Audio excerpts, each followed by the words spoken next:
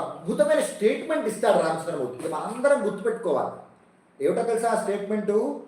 సంశ్రుత్య చనశక్ష్యామి జీవమాన ప్రతిశ్రవం మునీనామన్యథా కర్తుం సత్యమిష్టం హి మే సదా. మునులకి నేను ఇచ్చినటువంటి మాటని నేను వెనక్కి తీసుకోలేను సీత, నా వల్ల కాదు, ఇచ్చినటువంటి మాటని వెనక్కి తీసుకోలేను నేను అని ఒక అద్భుతమైన మాట అంటాడు. ఆశ్చర్యపోతాం అందరం కూడా. అప్యహం జీవితం జహ్యాం త్వాం వా సీతే సలక్ష్మణాం నతు ప్రతిజ్ఞాం సంశ్రుత్య బ్రాహ్మణేభ్యో విశేషతః. సాక్షాత్తు నా ప్రాణాలైనా వదిలేస్తాను.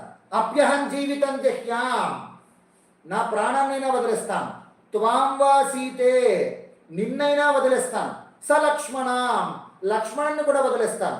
నతు ప్రతిజ్ఞ, నేను చేసినటువంటి ప్రతిజ్ఞని మాత్రం బ్రాహ్మణుల్ని, ఋషుల్ని, ఆర్తుల్ని, నన్ను శరణ వేడినటువంటి వారిని నేను రక్షిస్తాను అని చెప్పి ఒకసారి నేను ప్రతిజ్ఞ చేసి మాట ఇచ్చిన తర్వాత నేను అది తీర్చకుండా నేను ఉండను.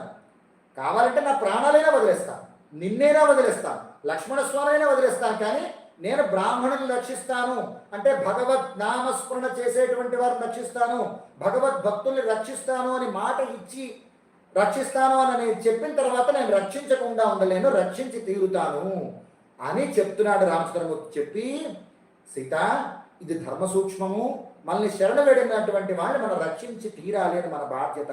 నువ్వు కూడా ఈ ధర్మ సూక్ష్మాన్ని గ్రహించి నాతో పాటు నువ్వు కూడా ఆచరించు అని చెప్తాడు రామచంద్రమూర్తి. ఈ పదవ సర్గలో వస్తుంది.